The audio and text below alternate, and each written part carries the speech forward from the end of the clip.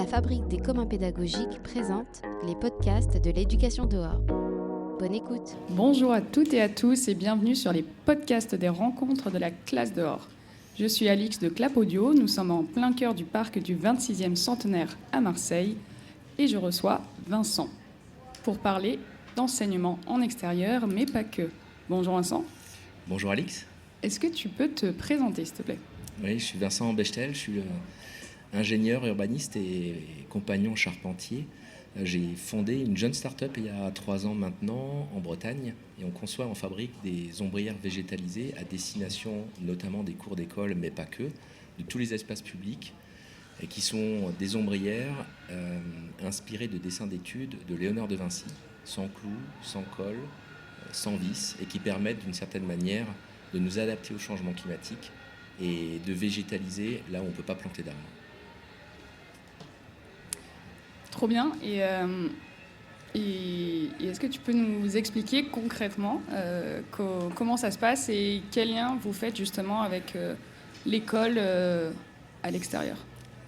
Alors c'est une bonne question. En fait, on trouve pertinent de nous associer à justement ce mouvement de la classe dehors pour plusieurs raisons. Déjà, on est assez convaincu que la classe dehors, c'est une autre manière en immersion de transmettre du savoir par le sensible. Et on a trouvé pertinent justement de tirer un peu le fil rouge de ces structures atypiques qui ont été imaginées par Léonard de Vinci et jamais réalisées jusqu'alors, pour tirer un fil rouge qui nous permette de lier un certain nombre de matières qui sont aujourd'hui cloisonnées et d'en raconter une histoire qui permette de toucher les enfants, de les émerveiller et d'une certaine manière aussi de renforcer l'apprentissage. Alors on organise un certain nombre d'ateliers lors de ces rencontres, des ateliers qui convient un large public, où on va justement co-créer des animations autour de ces ombrières de Léonard de Vinci. On commence par une immersion dans la botanique et on va par exemple démarrer notre atelier avec une question assez simple qu'on se pose pas nécessairement, mais qui est pourquoi sous une canopée végétale il fait si frais en été. Pourquoi est-ce qu'il fait si frais en été alors que sous un parasol on n'a pas cette même sensation, qu'en prenant un thermomètre on a peut-être 1 ou 2 degrés d'écart, mais qu'on a réellement une sensation de fraîcheur. Et donc ça commence par une équation qui fait peur à tout le monde, qui est une équation du rayonnement de Stefan Boltzmann. Et donc ça c'est ma casquette d'ingénieur qui revient. Et donc on explique que le rayonnement thermique, le rayonnement solaire, c'est un rayonnement qui nous chauffe. Et que nous, sous une canopée végétale, avec des végétaux qui vont évapotranspirer et maintenir leur température inférieure à la température de notre peau, c'est notre corps qui va rayonner vers le végétal et donc on va physiquement se refroidir. Il y a un flux physique en watts qu'on peut calculer qui n'est pas du tout celui qu'on peut retrouver par exemple sous une voile d'ombrage ou autre. Et donc on commence un peu en immersion en expliquant la physique sous-jacente qu'on connaît tous, qu'on expérimente tous quand on va en forêt, quand on cherche l'ombre d'un arbre qui n'est pas du tout l'ombre d'un immeuble. Donc on commence comme ça. Et puis après, on digresse un peu vers justement ce monde, moi, que j'ai découvert il y a une dizaine d'années, des charpentes réciproques de Léonard de Vinci. Alors peut-être certains d'entre vous connaissent le pont militaire, qui est un pont temporaire qui avait été imaginé par Léonard de Vinci, qui est un grand stratège militaire aussi, qui consistait avec des rondins de bois qu'on trouve à proximité de cours d'eau, avec des assemblages très rudimentaires, de traverser les cours d'eau de manière temporaire, de faire passer toute une armée, et puis une fois le passage fait, de tout simplement démonter de manière assez simple ces rondins et de les faire couler dans l'eau pour semer l'ennemi. Et il s'avère que moi je suis tombé amoureux de ces charpentes réciproques dont j'ai fait d'une certaine manière mon métier, ma passion, pour justement végétaliser massivement tous les îlots de chaleur. Et c'est une solution très low-tech. Très low-tech, qui nécessite un peu de jus de cerveau dans la conception. Avec une équipe d'ingénieurs que j'ai constituée autour de moi, on a conçu notre propre logiciel de dessin pour concevoir ces structures que je vais pouvoir monter. Là, j'ai ramené une petite maquette à assembler. Et ces charpentes sont des maillages de barres de bois qui sont supportées mutuellement les unes sur les autres dans un contrat de réciprocité. Alors déjà là, il y a, je pense, un premier lien qu'on peut faire avec l'éducation où justement on cherche la réciprocité dans les transferts de savoir. Et puis ces charpentes-là, elles vont raconter une histoire. Elles vont raconter une histoire, donc on va pouvoir parler effectivement de Léonard de Vinci et tous les génies de nos temps. On va pouvoir parler d'architecture, on va pouvoir parler évidemment et malheureusement de changement climatique. Et dans le changement climatique, il y a deux volets, l'adaptation et l'atténuation. Et puis on va pouvoir également aborder d'autres sujets qui sont les sujets par exemple d'économie circulaire. Donc est-ce qu'on arrive à travailler localement avec des ressources locales? On va parler de biomimétisme. Est-ce que ce qu'on fait, c'est un déchet pour demain ou est-ce que c'est une ressource? Dans le biomimétisme, si ça parle à certains de vos auditeurs, on cherche à s'inspirer de solutions qui existent dans le vivant pour créer des solutions technologiques qui répondent à nos besoins contemporains. Et souvent, on a en tête d'imiter la forme de tel animal pour répondre à telle problématique. Et en fait, on oublie souvent que la nature, dans ce qu'elle développe, en fait, la notion de déchet n'existe pas. Il n'y a que l'homme qui a imaginé un jour de creuser des trous pour mettre des choses dedans et les oublier. Et nous, justement, on essaie de retourner aux racines du vivant et dans nos charpentes, qui sont en fait notre domaine de compétences et notre métier, on conçoit justement des structures qui soient à la fois durables et résilientes, mais qui ne constituent pas un déchet pour les enfants de nos enfants, de nos enfants. C'est un peu ça le sujet. Et alors, on va pouvoir parler donc d'économie, d'histoire, de mathématiques évidemment, puisque ces charpentes réciproques, donc je vais commencer à les monter, alors il y aura peut-être un petit peu de bruit, sont des charpentes dont chaque barre tient sur la suivante autant qu'elle soutient la précédente, dans un principe de réciprocité, qui crée des voûtes en fait. On crée des voûtes. Alors la voûte, en architecture, c'est hyper frugal. On a redécouvert la voûte de la croisée du transept de la cathédrale de Notre-Dame de Paris. Et on s'en souvient bien, parce que quand les architectes du patrimoine ont redécouvert cette voûte, ils ont remarqué qu'elle faisait à peine quelques dizaines de centimètres. Je pense que si on avait demandé à une société de travaux publics et de béton de nous construire cette voûte aujourd'hui, ils auraient mis 2 mètres de béton armé et des fers partout. Alors qu'à l'époque, ils ne pouvaient pas se payer le luxe de temps, d'énergie déployée. Donc nous, on utilise ce principe de voûte qui est hyper frugal, beaucoup plus frugal même que des charpentes traditionnelles, qui sont plus résilientes face aux risques sismiques et en fait qui nous racontent d'une certaine manière une histoire et une poésie. Donc on a ces ateliers qu'on anime et qui connaissent un succès et qui permettent justement de tisser ce fil rouge et d'être une sorte de prétexte pour apprendre autrement. Et du coup, ces ateliers, vous les faites principalement dans des écoles?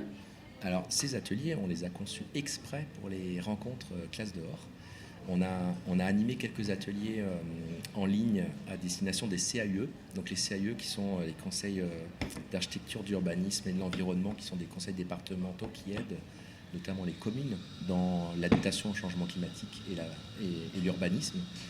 Donc on a conçu une partie d'ateliers là-bas. Et puis pour les rencontres classe dehors, on est venu de Bretagne avec une vraie charpente qu'on a installée à 2 mardi et sous laquelle on anime justement ces ateliers. On a aussi vu avec les organisateurs pour prêter et mettre à disposition cette ombrière qu'on a installée dans le parc du 26e centenaire pour animer d'autres ateliers. Donc on est là dans le partage d'une certaine manière. Trop bien. Et du coup, est-ce que vous installez ces ombrières dans des écoles? Et si oui, comment? Quel est le projet? Quelle est l'intention? Quelle est la réception aussi par l'école, par les enfants, par l'équipe pédagogique et les parents? Alors c'est une très bonne question. Je pense qu'un projet réussi, c'est un projet qui connaît une concertation en amont. C'est-à-dire que nous, on ne vient pas avec nos grands sabots pour dire on va mettre une ombrière végétalisée de Léonard de Vinci, si ça n'a pas de sens, que ça ne fait pas partie du projet pédagogique, que les parties prenantes n'ont pas été consultées, ça fait pas de sens. Donc il y a tout un travail de concertation en amont pour voir si ça fait du sens. On a évidemment plein de formes, de modèles, etc.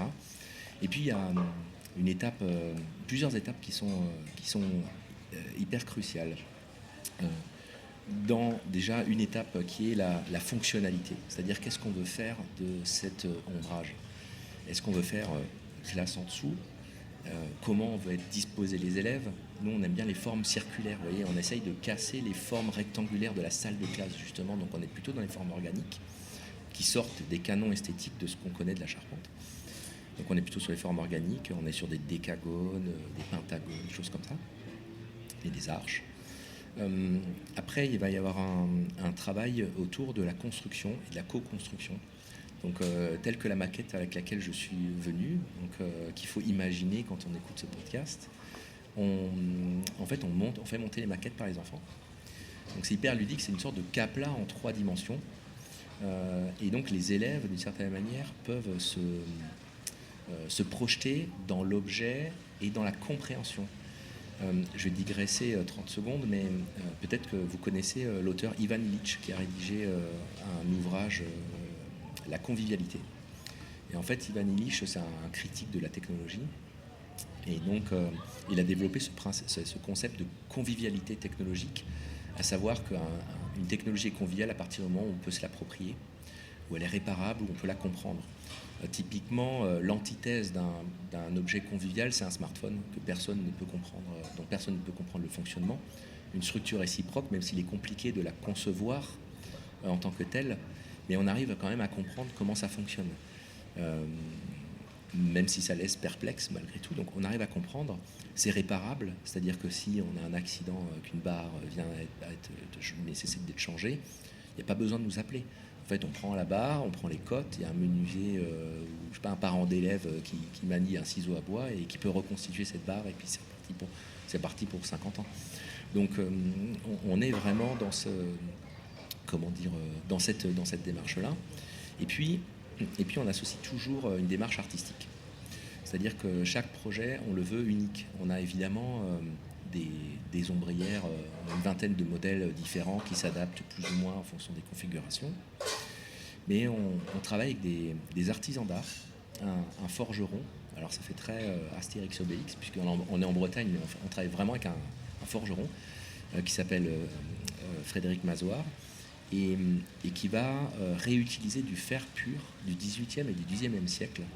Donc soit une vieille roue de charrette, un vieux portail, un vieil engin agricole, donc du fer pur, qui remet à la forge, et on va fabriquer une forge qui est une pièce artistique unique qui viendra embellir d'une certaine manière cette charpente réciproque et qui sera co-construite avec les enfants. Donc ça peut être un dessin d'enfant, ça peut être l'emblème de l'école, ça peut être un motto, ça peut être un peu ce qu'on veut. Et si on a envie d'y rajouter de la couleur, on a aussi un partenariat avec un vitrailliste d'art qui est Alexis Ferron, qui est sur Rennes. Donc on travaille tout en local. Et on va y rajouter des notes de couleurs, de vitrail d'art sur mesure, pour justement créer une sorte de kaléidoscope de couleurs en imaginant bien l'implantation. Donc il faut imaginer une charpente en bois, en châtaignier, entremêlée de barres dont on ne sait trop comment elles tiennent les unes sur les autres, de la forge, des végétaux évidemment, plein de végétaux, et des vitraux qui créent un kaléidoscope de couleurs. Donc on a vraiment un effet très intriguant et très poétique qu'on peut justement installer dans des classes dehors. Et est-ce que vous avez un ou des retours d'expérience, justement, d'usage de cet espace suite à l'installation dans une école ? Et alors, on a des retours hyper intéressants. On a toujours, quels que soient les aménagements paysagers, on peut parler de cours d'école, mais d'aménagement paysager d'espaces publics ou privés, on a souvent des endroits qui sont des endroits un peu ingrats du paysage. Vous voyez, au fond d'un bosquet, un endroit où personne ne se rend spontanément. Ce qu'on a remarqué, c'est que en installant une ombrière intrigante comme celle qu'on développe, à un endroit ingrat, vous allez recréer de la vie. C'est-à-dire que oui, vous allez vraiment recréer de la vie à cet endroit-là. C'est une sorte de gros aimant à curiosité. Les enfants sont très curieux, donc évidemment, ça touche le sensible. Et donc, on arrive à justement désengorger des zones de cours d'école. Ce qu'on a remarqué aussi, et ça, je pense que ça transcende un peu toutes les classes dehors, c'est que d'être sous une canopée végétale, d'une certaine manière, ça permet d'apaiser les tensions au sein de la cour d'école. Ça permet vraiment de limiter les violences. Et certaines études montrent même que ça limite l'absentéisme du corps enseignant, moins soumis aux violences, etc., qu'on peut rencontrer. Et donc on a un effet bénéfique d'une certaine manière pour tout le monde. Et vous avez installé du coup ces ombrières dans combien d'établissements à peu près ? Là, on a commencé cette année avec nos premières installations dans le sud-ouest de la France, et on a plein de projets qui commencent à se développer. En fait, notre société va fêter ses 3 ans. Donc, on a mis à peu près 2 ans à développer notre concept. Et les premiers clients n'étaient pas nécessairement des cours d'école, c'était plutôt des clients paysagistes qui avaient la possibilité assez facilement d'installer ces ombrières.